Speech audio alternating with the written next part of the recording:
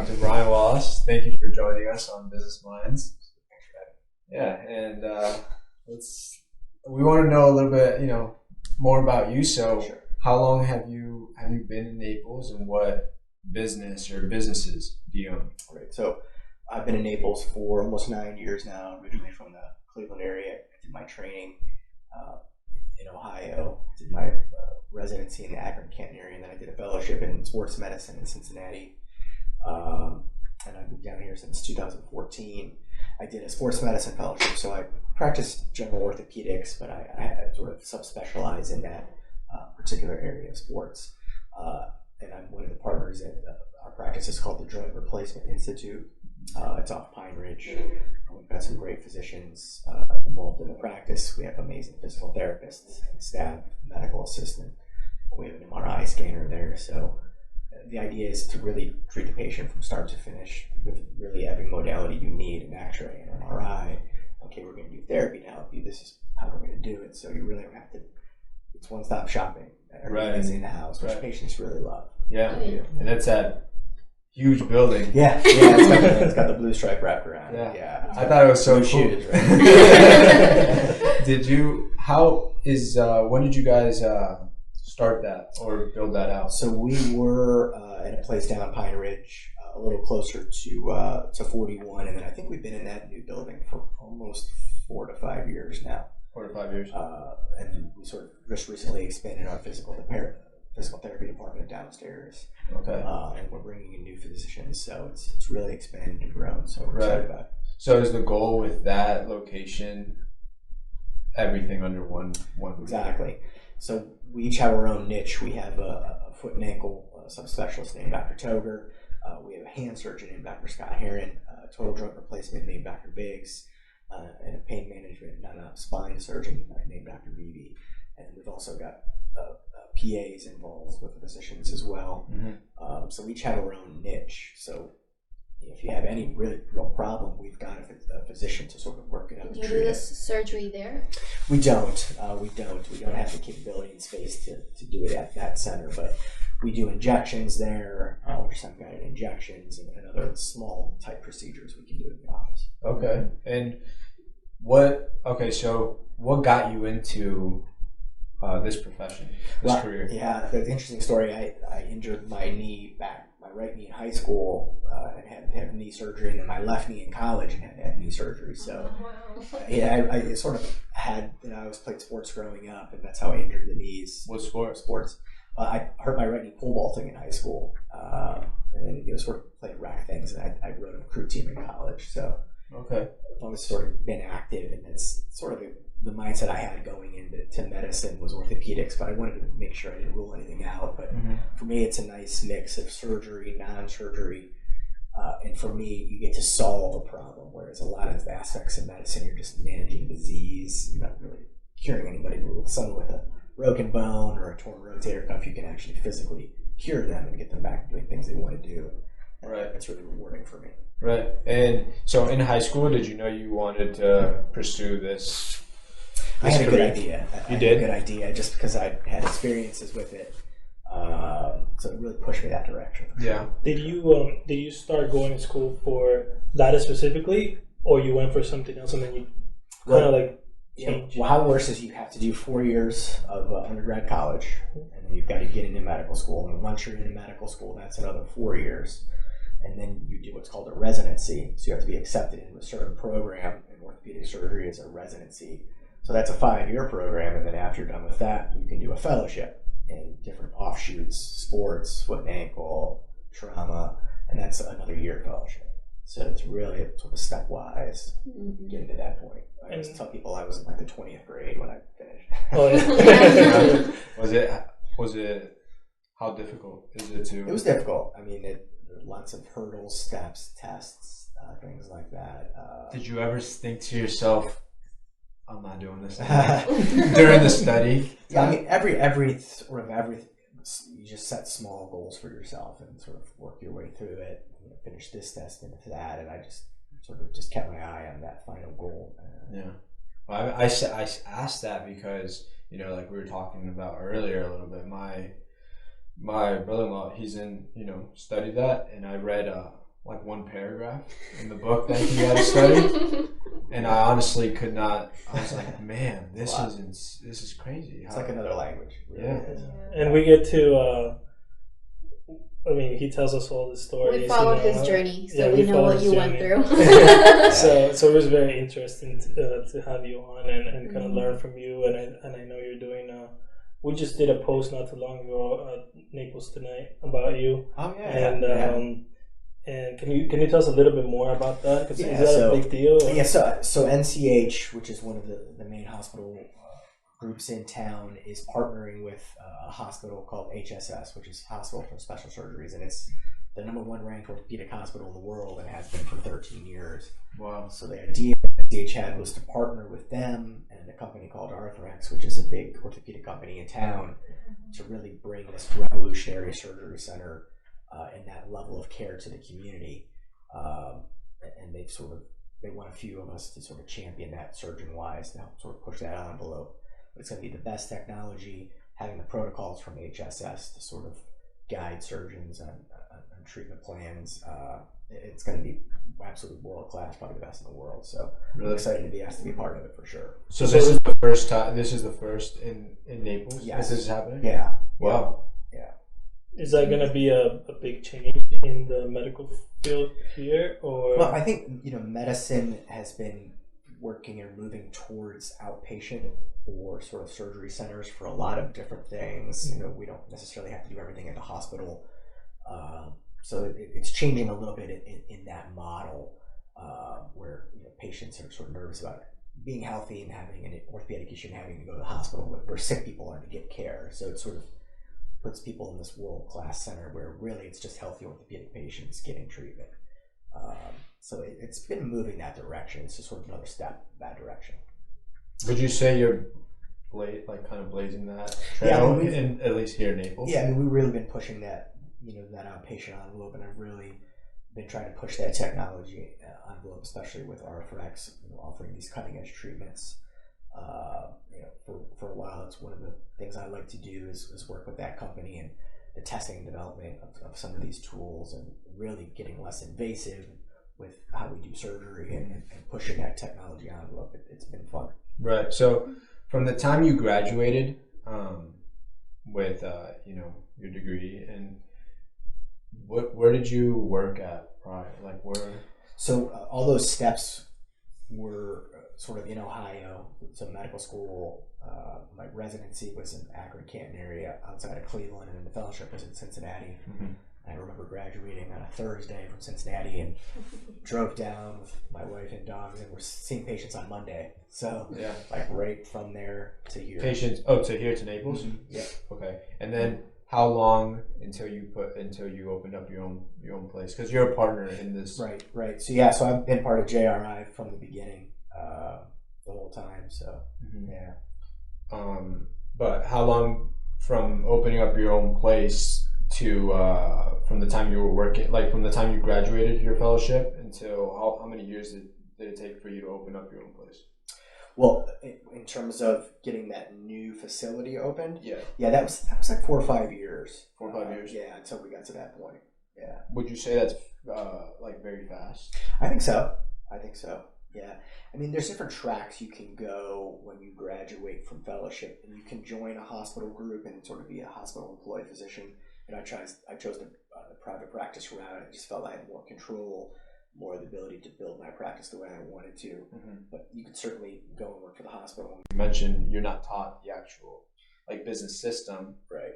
But you can go into business, 5 years in, 7 years, 7 years in, like fairly quickly, right? Yeah, I mean, you can start your own practice essentially if you wanted to. It's just a lot of variables, and it's difficult to sort of build that from the ground up. It's an option, but it's difficult to do that. Right. How did you guys create the business flow, like the business system within your place now? Was it so? When I joined Dr. Biggs, he was essentially a solo practitioner. We had a foot and ankle surgeon at that time named Jimmy Weaver, so it was just him and her.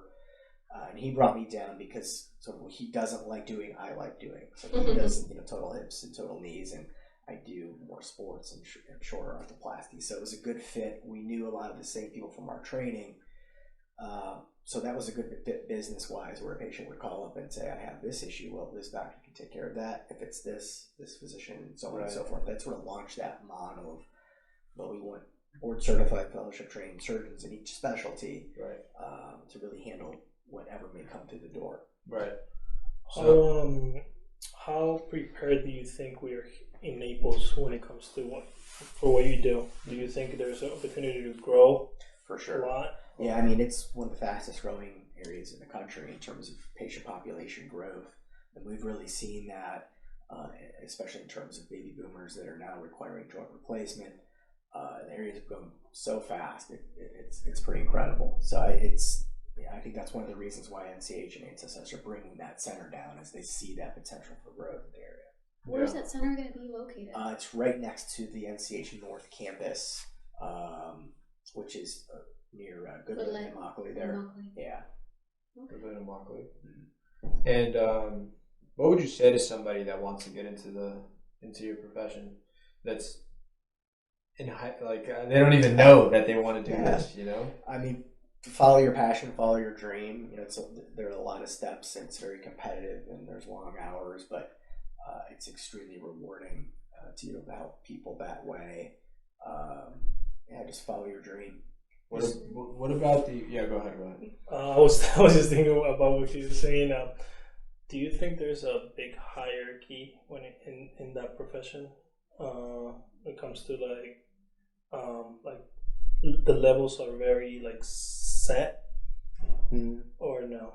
In terms of other surgeons, from when you start to where you are now. Oh yeah, I mean, your level of being treated by staff. I'm asking these questions because we have someone in the family and we talk this a lot. Oh yeah, and I wanted no. I mean, the old adage is SITH runs downhill. So the lower you are in the totem pole, I mean, but it gets better. And I think the key is to really be respectful to everyone, even coming up, because someday you will be the boss, you will be the man. And right. It's like I tell my 4-year-old son, you treat the CEO, you treat the janitor, and I've always done that. And if you do that, you won't have problems. But you got to have a thick skin. There's no question. Yeah. Along the way, did you ever think to yourself, like, did you ever have doubt? Like, I don't know if I want to do this. Yeah, I mean, there's long hours, and when you don't know a lot, and times get tough for sure. But you just keep the blinders on and that end goal.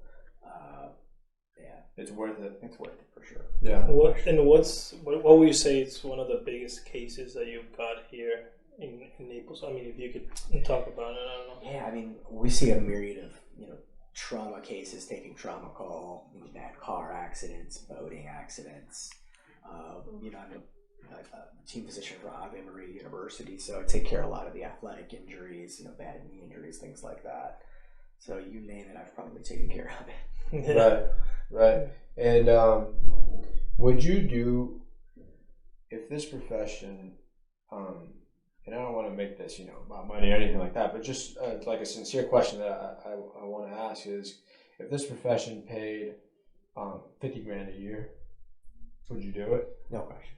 Yeah. You would? I mean, the money is nice, but it's hard to explain how rewarding it is when you really help someone the way that you can, and how thankful they are and their family is. It really is rewarding. Yeah. So somebody that's looking at, like, if somebody's in high school thinking these professions pay, would you say don't do it for that reason? You will not be happy. You will not be happy. And even within medicine, there's different specialties that pay more or less. There are physicians that chase those specialties that pay a lot just because of that reason, and those people are miserable. So just do what you love, and you'll never work a day in your life. So you'll say it's one of those careers that passion has to kick in many times. Absolutely, and I think that plays a role in who's good surgeon-wise and who's not good. Right. Surgeons at the end of their career, they're burned out. It's just not as productive or good. They just don't care. Are you is there doctors in your family? Nope. Interesting. I was the first one to ever graduate from college on either side of my family ever. Wow. So, yeah, to go from that to where I am now, it's been great. That's awesome.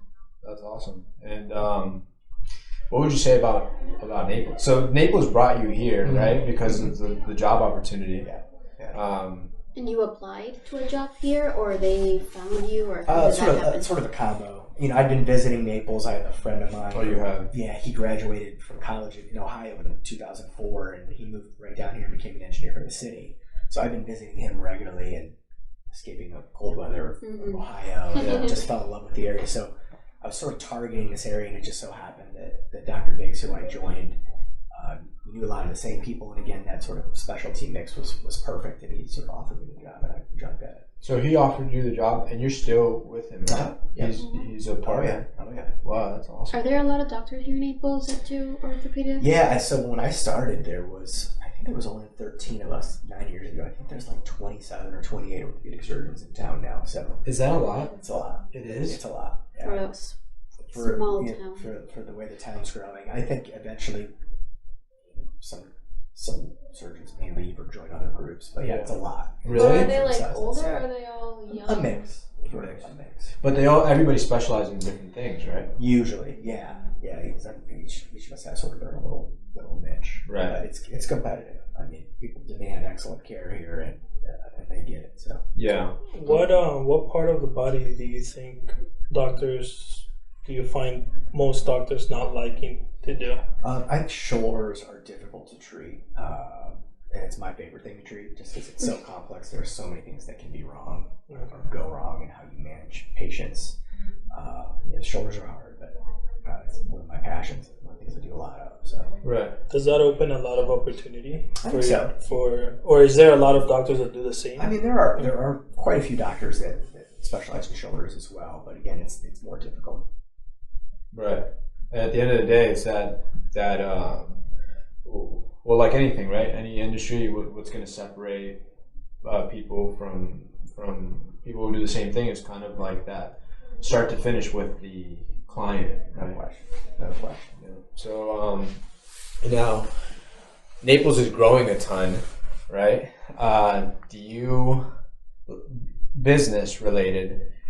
Are you involved in any business ventures, separate business ventures, or do you have like goals where you've seen a business and you're interested in getting into kind of that field from maybe an investment standpoint, or what are your thoughts around that? I mean, I think expanding the practice is our next goal. We have another total joint surgeon coming, and then essentially expanding our footprint. So probably opening another facility that we have in Naples, either we're not sure location-wise, maybe Benita Estero area or maybe east. We're sort of figuring out where the best footprint is for the market. But yeah, I mean, everything is expanding sort of in that area, North Estero or east. So, following that population growth and being able to reach people out that way is probably the next step. Right. So is this is a competitive industry. So your goal is to be the best right in the area, and essentially, like you said, to keep growing and kind of like take over this area when it comes to orthopedics. Yeah, I mean, we want to be the number one practicing group. You don't even have to think. You get hurt, I'm calling this practice. They'll find who I need to see and be seen. So that's the goal. And it's great that you have everything there, because sometimes like they send you MRI here, another exam there, and that's a big advantage actually. Having everything in house. Are you into cars? Yeah, I like cars. You do? Because I saw your car. It's a nice car. Well, I have to drive an SUV because I have kids. Kids gotta be safe. It's gotta be big. Yeah, that's great. Yeah, I like the color of it. Yeah, the matte black. Yeah, it's my fast grocery getter, is what I tell you. Do you think it gets to a point where, okay, you're doing what you like, financially, you're at a point that you're saying, okay, I'm satisfied. Where are you from there? Like, what will you say it's something that fulfills you when it comes to material things, which is, you're where you are with your family, you're where you are with your career, but when it comes to the money or the material part of it, where are you there? Yeah, I mean, I'm certainly comfortable. I don't like big lavish things or super expensive cars or houses or anything like that. I think really just a lot of our capital that we make as partners, we reinvest. So, bringing in those new physicians costs money. Updating the facility, it costs money. Building that other building costs money. So really, a lot of our capital is really tied up in expanding the business. Right. So this is like a group of doctors that invest into one thing. Right. Okay. What's the work life? Do you see yourself working just as much as when you first started? When you start out as a young surgeon, you take a lot of call, just because that is one of the good ways to sort of build your practice, get your name out there, is to take call. And the downside of that is your life is a little bit more hectic because you're on call for 24 hours or more at a time. You can be called for emergencies or taking care of surgeries after hours. So as your career progresses, you typically take less calls, so there's sort of more control over your schedule like I do now. So I can pick my son up from school and things like that a lot easier than I would have been able to years ago when I was taking so much call. So the work-life balance definitely, as you progress through your career, gets better for sure. Gets better. And it's different than working at a hospital. I would assume it's more it can be time-consuming. Yeah, depending on sort of how they have everything structured, it can be. Yeah, and different physicians have different schedules. Some physicians are more 9 to 5, and some surgical specialties are different because you take calls, so you can have emergencies where you can call at any time. Right. How important is for you networking for what you do? Super important. I mean, other physicians to refer you patients. Just getting out in the community and helping with things like that can be helpful. Social media is good, a good way to network. So it's extremely important, certainly helping build your practice where you want it to be. Yeah. Do you think digital marketing is a big part of your business? No question. As the years have progressed, I've done more on Facebook, Instagram, TikTok, things like that. It's a lot of it's name recognition. You've lived in an area for so long. If something gets hurt, you think of a name with certain things. So if you can get your name out there, and people have heard your name over and over again, that name repetition really helps. I know who that is. I know who that is. That sort of thing. Especially with social media today, right? Because I feel like doctors have so much that they can share and talk about, and today I would say maybe majority don't take it because you're so busy, right? It's hard, and especially if you didn't grow up in the digital age. If you're Especially older, I mean, Facebook did just come out when I was in college. It's been 20 years, so certainly being younger and on that edge, you're just more familiar with it. Right. Have you used your platform to connect with people that you wanted to connect? Because we connected through social media. Yeah, I think so. And like we touched on beforehand, there's a big group of really good, well-known surgeons around the world who will share their work on social media, so you can see how a surgeon in Chicago or New York who's the team doctor for the Bulls does it versus the way I do it, or have you thought about doing it this way, and sharing ideas and criticisms, even just within that circle, I think it's really revolutionized the way we're taking care of people. It helps patients in the end. Right. Okay. Especially like the post that Gonzalo mentioned of you with the partnering with what's the AC? NCHSS. Yes. Because when my brother-in-law saw that, he was like, "Whoa, that's amazing!" So even things like that, I feel like it documents your journey, and people get to see, and ultimately they buy into you. They want to know more about where you work and what what you do. So do you think everybody ends up, and I don't want to sound wrong, but everybody ends up in the game being like a product where you have to create interest on what you do? Besides, we're not a product, right? But it kind of is. Do you think it's? Yeah, I mean, I try to be creative in terms of how I, not necessarily market, but a patient does this or says this, or this patient's history because you just try to put a little bit of a spin on it. or different ways to present things. Right. So yeah, just trying to keep it interesting and fresh and different. And you see a lot of physicians who clearly pay someone to do their social media, and it's just canned post after canned post with canned shots of my knee hurts. So yeah, I think patients can tell. What do you mean by canned? Like stock? Yeah, stock. Yeah. Yeah. Yeah. Stock. You're like, like, this isn't even interesting. Right. It's just, right. They're just putting out content that's right. not interesting. I never. People want to see that behind the scenes kind of. Yeah. Right? People want to see you. Yeah, and you can tell when things are canned, and just you can tell it. Yeah, exactly. So yeah, the content creation, right, is so important for marketing, and especially I think when you market yourself, and you're focused on the content, it's a long-term play. Right. You know, I think sometimes it doesn't. It's not so short-term. It's more because it gets documented, it gets saved. So as soon as somebody sees something of you, they'll just look through your whole. Right. Yeah, if something catches their eye, for sure. Exactly. Everybody has different paths, right? Some doctors stay at working for the hospital, right? You did something different. Would you, if you had to recommend someone, or do you think that's a personal choice, or is just a lack of information, or what would you say? What I would say is, if you're going to go into private practice, you've really got to be ready to grind, market yourself. Sometimes if you join a hospital system, they'll just automatically refer you patients from within their system, so it's sort of easier to get You have to busy. become known, you think? Like, yeah, so if you're private practice, you've got to be good, you've got to market yourself, you've got to build relationships. If you're not that type of person, then it may not be a good fit for you. I see.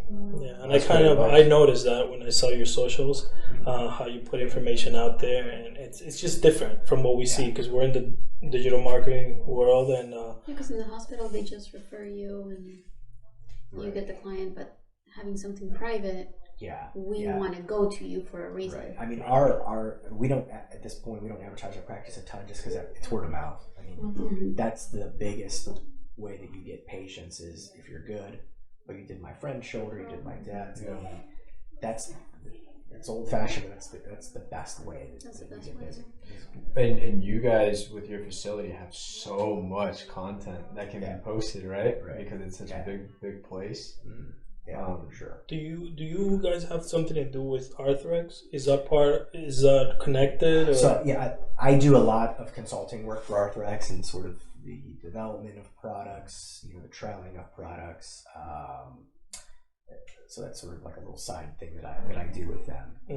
It's just an amazing company. We really push the technology envelope, getting less invasive with everything we do, and it's been amazing to be a part of that. Is consulting something that you would like to do in the future? Oh, for sure. Full-time? Yeah, I'm probably not full time, just because I love practicing and I love surgery. But certainly, as if I have free time, if they have a project they want me to look at, or things like teaching and things like that, I do for them. So it's sort of a little side area that I like to do. I feel like Naples, because Arthrex, their headquarters is the one on Immokalee, right? Yep, right off of Immokalee by Goodland, right near 41. That whole campus is just grown leaps and bounds over the years. I mean, it's amazing. If you ever have an opportunity to go through there, and that's going to be a great area, because that's where the new facility is going to be, right? Exactly. Yeah, right. We went into the hotel. No, it's amazing. I was like, where am I? Yeah. It's like, what is this place? That hotel inside the. There's a hotel inside. Yep. So when they host these big conferences for surgeons around the world, it's crazy. Instead of putting up people all over town, they have their own. It's like 150 bed hotel that they built. It's incredible. They've thought of everything. So Naples is a place for medicine. No question. That can really like. Yeah. I mean, it's been the worldwide leader in sports medicine for the last 10 years, and they're branching out into trauma, joint replacement within that company. Arthrex is, yeah. Wow. So, I mean, surgeons come from all over the world all the time. Wow. So it's a busy place. That's interesting, right? Because if you're not in that field, like you wouldn't, you just see a building there, but there's so much and so many things behind it. That's one of the reasons why we do this also. Because we get to know you more, and I think there's so much behind the scenes that information that people should know about, and it's just valuable information. Yeah, because it's like it's in Naples. It brings so much eyeballs all over the world, right, to the city. Absolutely. and it continues to grow the city. What do you like to do around when you're not working? What do you like to? You know, my kids tie up a lot of my time. I have a 1 and a 4-year-old, so I do a lot with them. I do like when I can to run or work out. It's a good stress reliever for me. So I'm not with the kids or wife. I'm usually trying to grab a quick workout. Yeah. And your kid, you said he's 4? I have a 1-year-old girl named Jade, a 4-year-old named Tristan. Yeah. 4-year-old.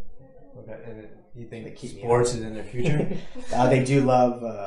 You know, my 4-year-olds play t-ball, so we're trying to introduce them into those things. So yeah, they're constantly running around. Okay, cool. And do you have any? No, I think. Do you have any questions? Well, you, Shay? No, everything's really interesting for sure. Yeah, I don't know much about like doctors and the different fields and things. Yeah, it's one of those interviews that you get to learn like things that you never heard about, you know. So we love having these conversations. If we ever get hurt, we know who to call. Gotcha. Perfect. Thank you so much for your time, and I feel like the interviews are not very short. But Wait, one more question: What drives you to do what you do every day? Yeah, I just have a drive to get better, be better every day, be a better surgeon, father, husband. I think that's at this point in my career is what's pushing me, just to keep bettering myself and people around me. How old are you, if you don't mind me asking? 40. 40. Yeah, very good. How long do you think you're gonna practice for? And I don't know. Do you see yourself practicing till you're? I think so. I think if I give it up, I'll regret it. Really? I'm one of those people that's always on the go, doing things. And how old are people when they finally retire, typically in your field? The gamut it runs the gamut. There's some people that either aren't happy or want to do something else, so they retire young. And there's some old surgeons partying around that can't give it up either, and they're in their 70s and still practicing. So that's sort of runs the gamut. Yeah. Wow. Okay. All right. Well, thank you so much for joining us. Thanks for having me. Thank you. Thank you. We appreciate it.